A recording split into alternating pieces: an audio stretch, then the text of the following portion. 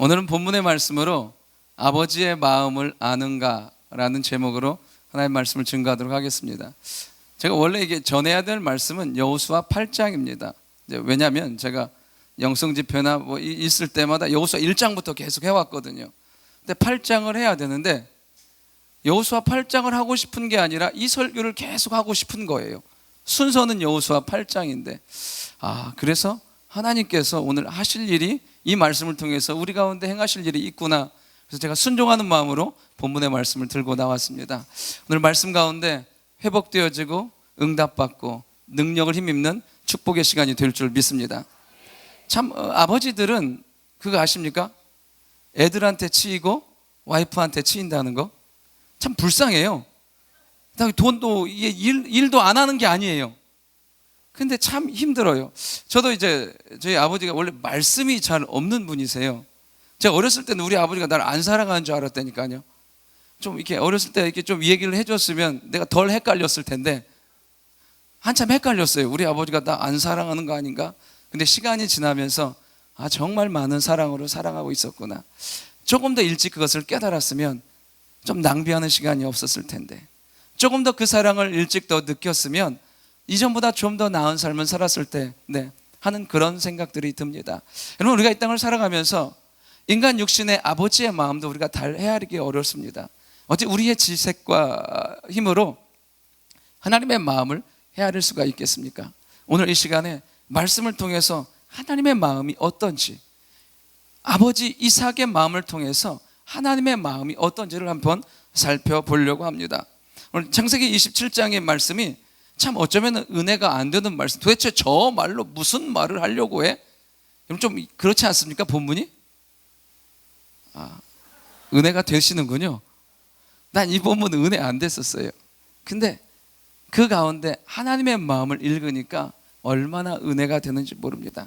오늘 본문을 통해서 첫 번째로 살펴볼 것은 무엇이냐면, 이해할 수 있는 것은 사랑이 아니라는 것입니다. 여러분, 이해할 수 있는 건 사랑이 아니에요. 다 용납되고 다 그래서 사랑하는구나. 여러분, 그래서 사랑하는 건 여러분 그거는 사랑이 아닌 거 있죠. 한번 보십시오. 오늘 1절 우리 같이 한번 보도록 하겠습니다. 27장 1절 우리 같이 한번 읽습니다. 이삭이 나이가 많아 눈이 어두워 잘 보지 못하더니 맏아들 에서를 불러 이르되 내 아들아 하매 그가 이르되 내가 여기 있나이다 하니. 아멘. 여기서 보면 이삭은 에서를 부릅니다. 성경에 보면 이삭은 에서를 많이 사랑한 것 같아요. 야곱은 별로 사랑하지 않습니다. 제가 생각을 해봤어요. 왜 이삭은 에서를 사랑했을까? 여러분, 이삭은 지극히 순종적인 사람이고 내성적인 사람입니다. 결혼도 아버지가 하라고 할 때까지 결혼하고 싶다는 얘기도 안 해요. 그냥 아버지가 죽이려고 하면 그냥 가만히 있는 그런 사람이에요. 지극히 순종적인 사람인데, 근데 만약에 그 성향대로라면 야곱을 사랑해야 됩니다. 야곱은 어떤 사람입니까? 요리 좋아하고 집에서 이렇게 엄마 일 도와주는 거, 그런 거예요. 약간 이삭하고 야곱하고 성향이 비슷해요. 에서하고는 성향이 비슷하지 않은데 이 이삭은 에서를 사랑합니다. 왜일까요?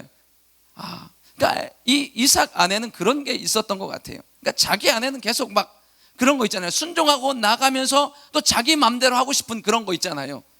우리 안에도 그런 마음이 있잖아요. 그냥 그렇게 하고 싶은데 어쩔 수 없이 따라가는 그런 것들. 근데 이 에서를 보면서 이삭은 아마 대리 만족을 느끼지 않았나 싶습니다. 그래서 더 많이 사랑하고 그 아들에게 축복하고 싶은 마음이 있었던 것 같습니다. 그건 어디까지나 제 추측입니다. 왜냐? 성경이 말하고 있지 않기 때문에 제가 계속 그랬던 것 같아요 이렇게 얘기했잖아요. 그러니까 짐작은 할 수 있어요. 아마 그랬던 것 같아요. 자꾸만 자기의 부족함을, 자기의 연약함을 그 아들을 통해서 대리 만족받는 그러한 인상들이 지어지는 것을 볼 수가 있습니다. 저희 집에는 아이들이 둘이 있습니다. 제 성가대에 있어요. 제가 전도나 가끔 나가잖아요. 전도 나가면 이마트에 가면 할머니들이 그럽니다. 저보다 총각이래요. 아이고, 보는 눈이 복되다고. 애가 둘이나 있는데. 근데 얼마 전에 더 놀라운 얘기를 들었어요. 결혼했어. 학생인 줄 알았는데. 제가 그랬어요. 아이고, 복 받으실 거예요. 그런데 저에게 아이들 둘이 있는데 희한하게 저랑 진짜 닮았어요. 똑같이 생겼어요. 볼면서 보고 흐뭇해요. 저희 그 큰아이가 아들인데 어렸을 때 아들새 귀엽잖아요. 원래 어린 아이들은 귀여운데 또 원래 자기 아들은 더 이쁘잖아요. 이제 아이들을 데리고 이제 막 데리고 나갔어요. 데리고 나갔는데 동네 누나들이 만나잖아. 아우 너 이쁘다, 너 누구 닮아서 이쁘니? 그럼 우리 아들이 했던 말 지금도 기억납니다. 저는 우리 아빠 닮아서 이렇게 잘생겼어요. 이건 주입식 교육의 효과입니다. 어려서부터 교육을 잘 시키면 이런 대우를 받습니다. 그런데 볼 때마다 흐뭇하고 즐거워요. 왜요? 닮은 그것이 내 마음을 기쁘게 만들어요. 근데 이삭 안에는 좀 반대적인 경향이 있었던 것 같아요. 그런데 이삭은 에서를 이제 축복하려고 그래요. 오늘 읽은 것처럼 마음껏 축복하려고 합니다. 그러나 에서의 삶은 그렇게 축복받을 만한 삶이 아니라는 것입니다. 우리 25장 21절부터 한번 보겠습니다. 25장 21절부터 23절입니다. 우리 25장 21절부터 23절까지 우리 같이 한번 읽으실까요? 이삭이 그의 아내가 임신하지 못함으로 그를 위하여 여호와께 간구하매 여호와께서 그의 간구를 들으셨으므로 그의 아내 리브가가 임신하였더니 그 아들들이 그의 태 속에서 서로 싸우는지라. 그가 이르되 이럴 경우에는 내가 어찌할꼬 하고 가서 여호와께 묻자온대 여호와께서 그에게 이르시되 두 국민이 내 태중에 있구나. 두 민족이 내 복중에서부터 나누이리라. 이 족속이 저 족속보다 강하겠고 큰 자가 어린 자를 섬기리라 하셨더라. 아멘. 여러분, 이미 에서는 태어나면서부터 그의 삶이 결정된 사람이에요. 동생을 섬길 수밖에 없는, 동생보다 미약할 수밖에 없는 하나님의 그런 계획 가운데 태어났다는 것입니다. 우린 이렇게 생각할 수 있습니다. 하나님, 왜 에서는 그래요? 왜 야곱은 안 그래요? 여러분, 우리에게 중요한 거 하나가 있습니다. 여러분, 하나님의 사랑과 하나님의 선택에는요 그 어떠한 반론도 제기할 수 없다는 것입니다. 단지 감사한 건 뭐냐면 우리가 하나님께 택하심을 받았다는 것, 그래서 택하신 백성이 되어서 이 자리에 와서 주의 은혜를 구할 수 있다는 것이 감사하다는 것입니다. 이 에서의 삶은 태어나면서부터 구별된 삶이에요.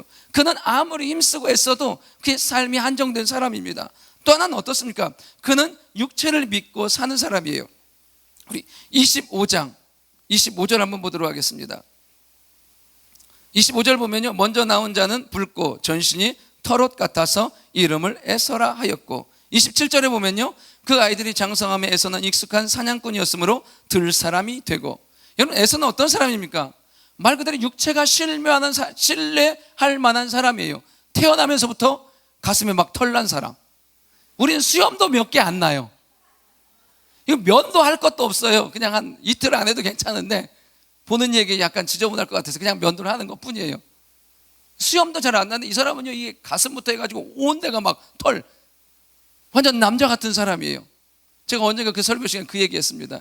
저희 고등학교 때 이 아이들이 이렇게 이 셔츠를 입잖아요. 첫 번째 단추가 쭉 있잖아요. 첫 번째 단추를 풀면 아이들이 그럽니다. 아우, 지성미 있어. 두 개를 풀면요, 아우, 넌 개성이 있구나. 세 개를 풀면요, 쟤는 야성적이야. 이게 있어요. 그러니까 우리는 절대 단추 다 잠그고 다녀요. 뭐 보일 게 있어야 열고 다니죠. 근데 이 에서는 그잖아요. 한번 생각해 보시죠. 이 사람은 사냥꾼이에요. 들 사람이에요. 말 타고 다녀요. 정말 폼나는 인생이에요. 지나가는 여자들이 다 반할 정도로. 여러분, 그거 아십니까? 믿을 만한 것이 좀 있는 사람들은 기도 잘 안 해요. 예를 들면 좀 이쁜 사람들. 이쁜 사람들은요, 기도 소리가 막 끝까지 안 올라가요. 그러나 정말 하나님의 은혜가 임해야 될 사람들은요, 기도가 끝까지 올라갑니다. 왜? 믿을 만한 게 있으면 기도도 약간 느슨해져요. 근데 에서는 육체를 신뢰할 만해요. 정말 자기 힘으로 웬만한 건 해결할 수 있는 사람이었습니다. 그러다 보니까 그는요, 하나님과 관계없이 기도하는 거나 예배하는 거나 그런 거에 관계없는 삶을 살아갑니다. 또 하나, 그는 뭐냐면 감정에 충실한 사람이었습니다. 26장 34절 35절에 보면 그는 자기 마음대로 결혼하기 시작합니다. 가나안 여인들과 결혼해서 그렇게 살아갑니다. 여러분, 에서가 어떤 사람인지 아십니까? 그의 아버지가 이삭이에요. 근데 그가 불신 결혼을 해요. 여러분, 그의 할아버지는 누군지 아십니까? 아브라함이에요. 아브라함의 손자 이삭의 아들이 자기 멋대로 결혼하고 자기 멋대로 살아가기 시작합니다. 그러니까 어떻습니까? 8장에 보면 이 이삭은 싫어해요. 그런 것들을 너무 싫어하고 가슴 아파합니다. 그런데 에서는 전혀 그런 거에 관계없이 살아가는 사람인 것을 볼 수가 있습니다. 그다음 철저히 뭐냐면 말씀과 믿음이 기준이 아닌 자기 감정이 기준인 사람이에요. 또 한번 보십시오. 그는 하나님의 축복권도 경홀히 여깁니다. 25장에 보면 사냥하고 돌아왔는데 배가 고프니까 마침요 동생 야곱이 팥죽을 쓰는 걸 보면서 그 팥죽 한 그릇에 장자권을 넘겨주는 사람입니다. 히브리서에 보면 히브리서 12장에 보면요 이런 에서의 행동을 이렇게 말하고 있습니다. 음행하는 자와 혹 한 그릇 음식을 위하여 장자의 명분을 판 에서와 같이 망령된 자가 없도록 살피라. 히브리서 기자는 이 에서의 행동을 망령된 행동이라고요. 제가 찾아봤어요. 망령된 행동이 뭘까? 정신이 흐려서 말이나 행동이 정상에서 벗어난 것. 말 그대로 그에게는 배고픈 것 때문에 온전히요 정신이 흐려지는 거예요. 그래서 뭐냐면 버려야 될 것과 버리지 말아야 될 것을 구분하지 못하는 것입니다.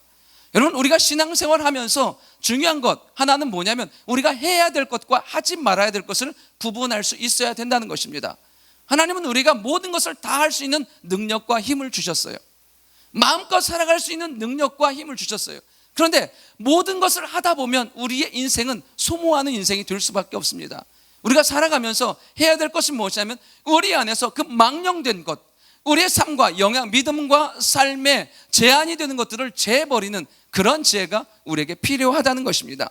에서는 어떤 사람이냐면요 하나님의 축복도 경홀히 여깁니다. 심지어 말라기서 1장 2절 3절에 보면 이렇게 기록되어 있습니다. 나 여호와가 말하노나 에서는 야곱의 형이 아니냐. 그러나 내가 야곱을 사랑하였고 에서는 미워하였으며. 심지어 어떠냐면 하나님이 미워하는 사람이 누구냐면 에서였어요. 제가 무슨 말을 하려고 이렇게 장황하게 설명을 하냐면 이삭은 에서를 사랑하는데 하나님은 그를 사랑하지 않는다는 것이에요. 태어나면서부터 하나님의 계획과는 관계없었고 심지어 미워했다고 말해요. 그는 하나님의 계획 가운데 없는 사람이었습니다. 그러나 이삭은 절대 그를 포기할 수가 없었어요. 그 안에 들어와 있는 그 이해할 수 없는 그 사랑이 그를 마지막 순간까지 놓지 못하고 축복하기를 원하고 그가 하나님의 은혜 가운데 살기를 원했다는 것입니다. 오늘 본문에 있는 27장 4절에 보면 뭐라고 말하냐면 네가 사냥한 것을 잡아오면 내가 그거 먹고 너에게 마음껏 축복해 줄게. 그는 어떤 사람이냐면 하나님의 언약과 은혜를 아는 사람이에요. 하나님께서 어떻게 일하실지를 아는 사람이었습니다.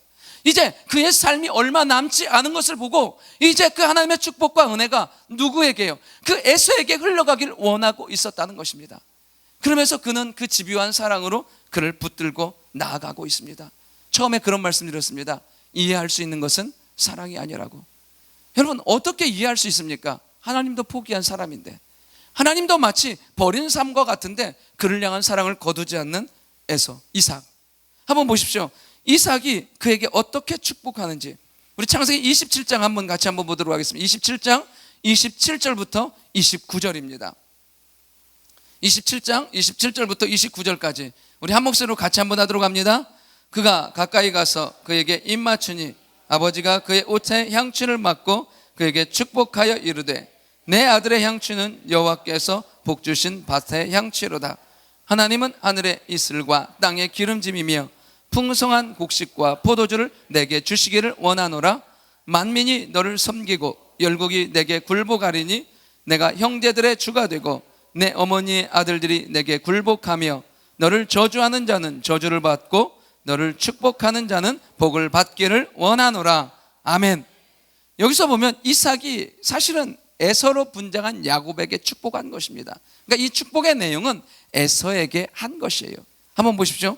27절에 보면요 내 아들의 향취는 여호와께서 복 주신 밭의 향취로다. 이삭의 축복이 뭐냐면 그의 옷의 향취를 맡고 말하는 거예요. 축복하는 거예요. 내 아들의 향취는 여호와께서 복 주신 밭의 향취로다. 시골에서 저희 어렸을 때는 이게 경리정지, 경지정리가 맞겠죠. 잠깐 헷갈려. 자우장 이 논을 막 잃었던 논을 이렇게 잘랐어요. 1200평씩 해갖고 잘랐습니다. 이제 그 전에 어떤 일이 있었냐면 저희 동네는 이 천이 하나 있습니다. 고부천이라고. 이게 천이 하나 있어요. 근데 희한하게 이 고부천, 이제 제가 사는 동네 쪽은 농사를 아무리 지어도 그 개 건너편에 비해서 약 한 60%나 70%밖에 안 나오는 거예요. 그러니까 개 건너는 대충 지어도 막 곡식이 쏟아지거든요. 근데 희한하게 아버지가 있는 땅 쪽은 열심히 해도 거두는 게 이게 제한적인 거예요.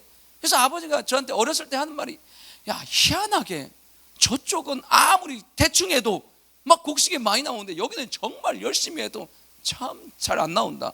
그러면서 하신 말씀이, 정말 좋은 땅은 따로 있나 보다, 그런 말씀을 하셨습니다. 희한해요. 애쓰고 힘써도 거두는 게 한정이 되어 있어요. 그럼 이 땅을 살아가면서 우리가 애쓰고 힘씀과, 그러니까 힘쓰는 대로만 거둬도 좋겠는데 살다 보면 그렇지 않은 경우들이 있다는 것입니다. 그런데 이 이삭이 에서에게, 야곱에게 하는 축복은 무엇이냐면, 하나님께서 너의 삶은 네가 어디에 머물든지 하나님의 복과 은혜가 임한다고 그렇게 축복하고 있는 것을 볼 수가 있습니다. 다른 말로 하면 하나님이 너의 축복이야. 네가 머무는 그곳이 하나님의 향취가 임하는, 하나님의 축복의 향취가 임하는 그 땅이 될 거야. 그게 축복하는 것을 볼 수가 있습니다. 여러분, 우리의 인생의 축복은 바로 하나님이라는 것입니다. 하나님이 복되신 삶은 어디에 있든지 무엇을 하든지 그의 삶은 채우시고 회복시켜 주신다는 것입니다. 제가 얼마 전에 그 책을 읽었습니다. 총각내 야채가게, 그 책을 쓴 이영석 씨가 쓴 책이 있습니다. 인생에 변명하지 마라. 그러니까 이 사람은 뭐냐면 잘 될 만한 근거가 별로 없는 거예요. 그런데 그 사람의 책의 표지에 이렇게 썼습니다. 자신이 누구인지를 아는 것이 중요하다. 그러면서 자신을 뭐라고 하면, 자신은 똥개래요. 표지에도 뭐냐면 다이어리에도 똥개 그림을 붙여놓고 있대요.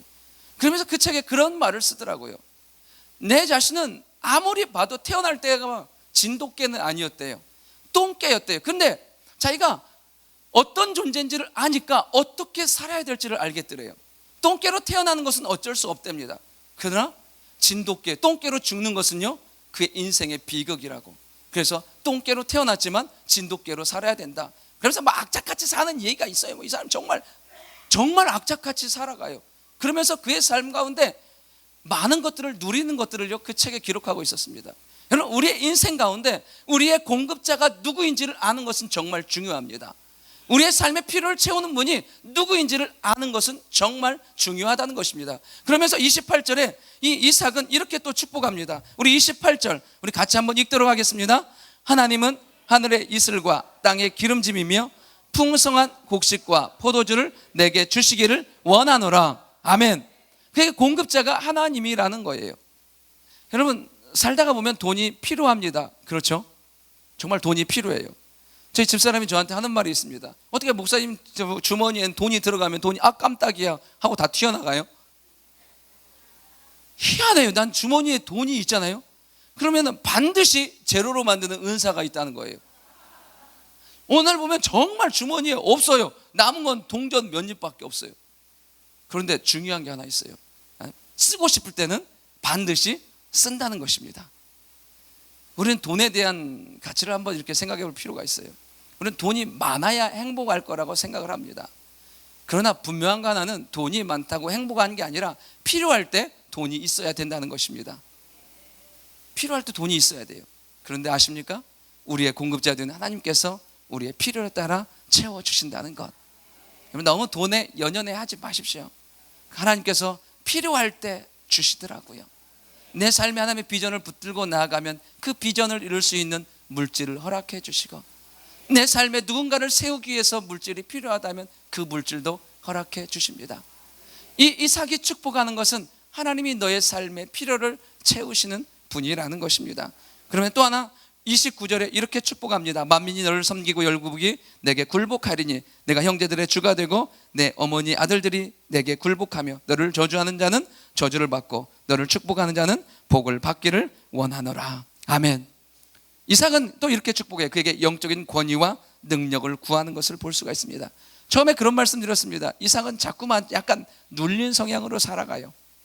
그러니까 개인적인 성향이 좀 그랬던 것 같아요. 그래서 보십시오. 아브라함과 이삭과 야곱과 요셉, 그러니까 그 창세기에는요 4명의 족장이 나와요. 아브라함 확실하잖아요. 이삭 아브라함 끝난 것 같은데 이삭 나오는 것 같은데 야곱 나와버리는 거 아시죠? 그냥 나와버려요. 그냥 이삭은 그냥 대충 지나가 버려요. 그 다음에 야곱, 그 다음에 요셉. 그러다 보니까 그의 삶의 그 눌림이 그의 인생 전체에 흘러가는 것을 봅니다. 하나님 앞에 택함을 받았지만 그의 삶에 막 역동성이 떨어지는 걸 느껴요. 그렇다고 해서 이삭의 삶이 나쁘다 그렇다는 것이 아니라 그의 성향과 삶이 그러다 보니까 한번 보세요. 뭐 이삭이 한 거 우물 3개 팠어요. 우물. 그 다음에 그냥 이렇게 묶여가지고 가고 없다니까요. 그게 그 안에 이렇게 있는 거예요. 내가 그렇게 살았기 때문에 내 아들은 그렇게 안 살았으면 좋겠는 거예요. 그러면서 그에게 영적인 권위와 능력을 축복해요.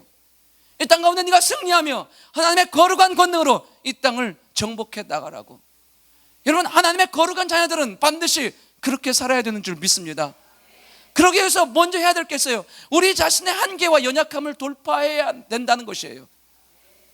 창세기 43장에 보면 요셉이 그의 아들의 첫 번째 이름을 지으면서 므낫세라고 짓습니다. 므낫세 이름의 뜻이요, 하나님께서 내 아버지의 집과 내 모든 고난을 잊게 하셨다. 그의 인생 가운데 첫 번째 아들을 낳으면서 이름을 므낫세라고 지어요. 한번 생각해 보세요. 형에게 팔렸던 그 아픔이 잊어져요? 종살이 했던, 노예살이 했던 10년이 잊어지냐고요?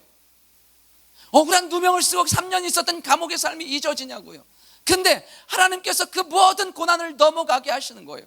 더 이상 그 과거의 아픔이, 고난이 그의 삶에 영향을 주지 않는다는 것입니다. 어떤 사람은 힘이 주어지면 복수하는 데 쓰는 사람들이 있습니다.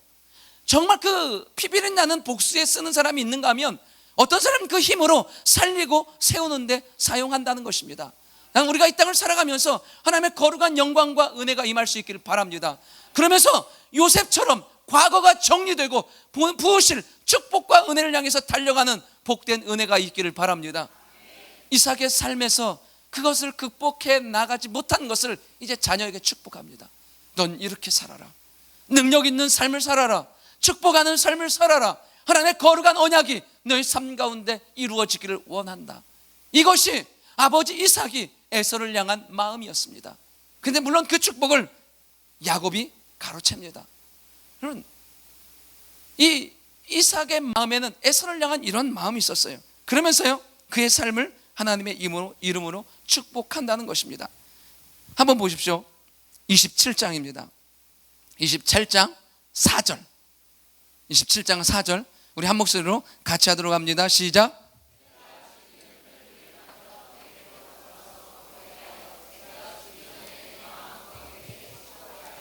아멘. 여러분, 에서의 삶은 인간이 어떻게 할 수 없는 삶이에요. 이것을 이삭도 알고 있었습니다. 그런데 그 마지막 순간에 히든 카드를 꺼내들어요. 뭐냐면 사냥에서 밥 한 그릇 가져오라는 거예요.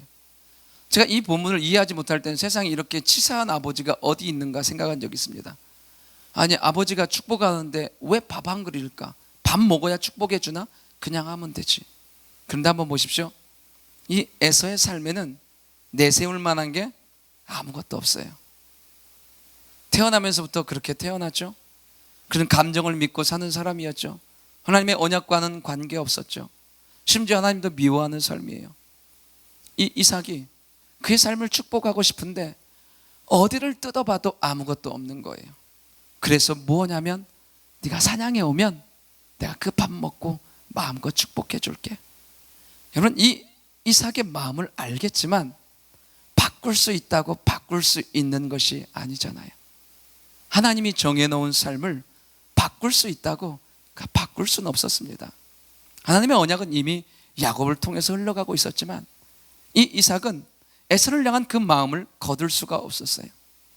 바꾸고 싶었어요. 그의 삶이 하나님의 능력과 축복 가운데 들어가고 싶었고 평생 그렇게 살기를 원하는 마음이 있었습니다. 여러분, 이 땅 가운데 살아가는 우리, 때로는 소망 없이 살아가고 연약함 가운데 살아갈 수 있습니다. 그러나 예수 그리스도는 십자가와 그 보혈로 말미암아 우리의 인생을 능력과 축복으로 바꾼 줄 믿습니다. 이 이삭이 그렇게 바꾸고 싶었지만 바꾸지 못했던 것을 예수님은 우리의 삶을 그렇게 바꾸신 거예요. 누구든지 주를 믿으면 구원을 받고 그 그리스도의 사랑과 은혜가 우리의 삶 가운데 충만해지며 세상을 이길 수 있는 권세와 능력으로 우리를 살게 만들어 주신다는 것입니다. 하나님은 예수님을 통해서 우리를 그렇게 바꿔주세요. 또 하나 한번 보십시오. 이삭이 이 별미를 먹고 그의 인생 가운데 축복하려고 해요. 밥 한 그릇, 어떻게 보면 별거 아니에요. 근데 그것을 근거로 축복하려고 합니다. 저 이렇게 사역을 하다 보면 때로는요, 우리 가운데 지칠 때가 있고요, 때로는요 열매 없음에 낭망할 때도 있고요, 심지어 내 안에 아무런 변화와 증거가 없음에 힘들어하는 분들을 가끔 봅니다. 그러나 우리가 분명히 기억해야 될 것 한 가지 있습니다. 이삭은 그 밥 한 그릇으로 그에게 있는 모든 축복을 쏟아붓고 싶었던 것처럼 우리 주님은 내가 아는 조그마한 헌신, 내가 아는 조그마한 기도, 내가 아는 조그마한 순종, 내가 지금도 이 시간에 금요일날 쉬고 싶은데 지친 몸으로 나와서 주님의 은혜를 사모하는 그 사모하는 마음, 우리 주님이 축복하는 것은 우리가 대단한 무언가를 해서가 아니라 그 조그마한 것을 근거로 이 땅의 모든 것들을 허락해 주신다는 것입니다. 이 밤에 우리 주님의 말할 수 없는 사랑이 우리 가운데 임할 수 있기를 바랍니다. 여러분, 대단한 거 아니에요. 우리 주님의 마음을 움직이는 것은 이 자리에 나와서 부르짖는 여러분의 그 음성이 주의 보좌를 흔들며 하나님의 마음을 움직인다는 것입니다. 이 이삭은 그 밥 한 그릇으로 그의 삶을 축복하기를 원합니다. 정말 작다고 여러분이 했던 것 무의미한 거 하나도 없어요. 심지어 주님이 이렇게 말씀하십니다. 내 이름으로 소자에게 냉수 한 그릇까지, 한 그릇이라도 대접한 것 내가 기억하고 갚아줄게. 여러분이 흘렸던 땀, 여러분이 순종했던 그 모든 것들 하나님이 기억하시고 많은 것으로, 놀라운 것으로 채워주실 줄 믿습니다. 이 이삭은 하나님도 버리신 사람을 사랑해요. 끝까지 포기하지 않습니다. 그런데 마지막 순간에 포기해요. 언제요? 나중에 에서가 그 축복을 가로채고 나서, 야곱이 가로채고 나서 에서가 사냥한 다음에 돌아왔을 때 그때서야 알아챕니다. 아, 하나님의 계획이 이 아이가 아닌 야곱이구나. 우리 한번 27장 한번 봐보십시오. 27장 38절 38절부터 40절까지, 27장 30절부터 40절까지 우리 같이 한번 하도록 하겠습니다. 에서가 아버지에게 이르되 내 아버지여, 아버지가 빌 복이 이 하나뿐이리이까 내 아버지여 내게 축복하소서, 내게도 그리하소서 하고 소리를 높여오니 그 아버지 이삭이 그에게 대답하여 이르되 내 주소는 땅의 기름짐에서 멀고 내리는 하늘 이슬에서 멀 것이며 내 아우를 섬길 것이며 내가 매임을 벗을 때에는 그 멍에를 내 목에서 떨쳐버리리라 하였더라. 아멘. 이 이삭이 에서에게 하는 축복은요, 사실 이게 축복으로 보이십니까? 축복 아니에요. 네 인생이 이렇게 살 거라는 거예요. 심지어 보십시오. 마지막에 이것을, 그 짐을 벗어버리는 날이 네가 죽는 날에서야 그것 가운데 자유할 거라고 말해요. 그러니까 전혀 축복하지 않습니다. 그러니까 아는 거예요. 더 이상 그 일을 향한 하나님의 계획이 없다는 것을 알고서야 거기서 그치는 것을 볼 수가 있습니다. 그런데 우리 주님의 사랑은 어떤지 아십니까? 이 이삭은 인간적으로 한계와 인간의 노력과 한계에 부딪힙니다. 그러나 우리 주의 사랑은요, 끝이 없고 한이 없다는 것입니다. 우리 로마서 8장 한번 같이 한번 찾아보도록 하겠습니다. 로마서 8장입니다. 로마서 8장 35절부터 39절입니다.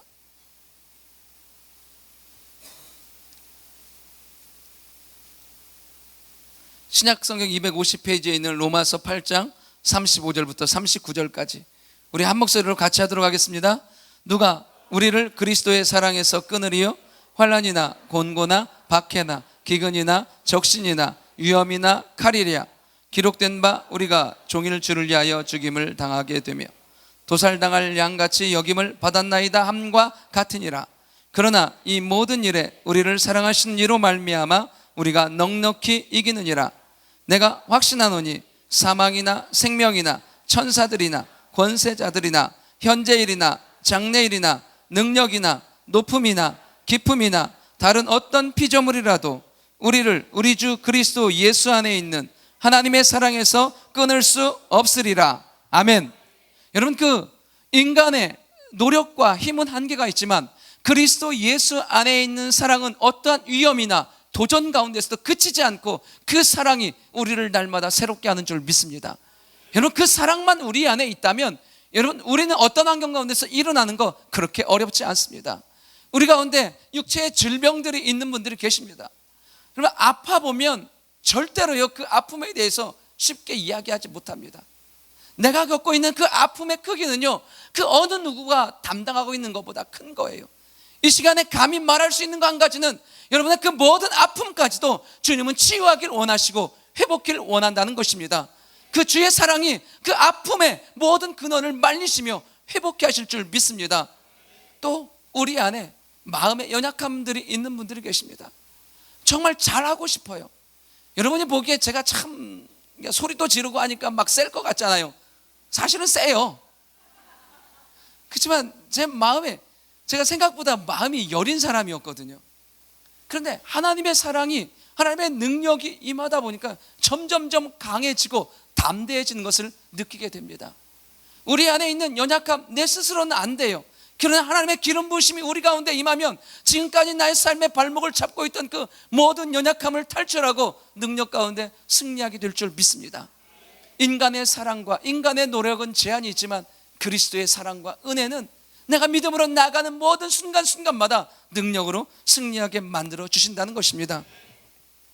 그러면서요 이 이삭은 그 에서를요 언약의 후계자로 세우기를 원했습니다. 말 그대로 메시아의 언약이 그를 통해서 흘러가기를 원했다는 것입니다. 그러니까 만약 그 기도를 드렸다면 이렇게 될 수도 있었어요. 아브라함과 이삭과 야곱이 아닌 에서의 하나님으로도 될 수 있었다는 것입니다.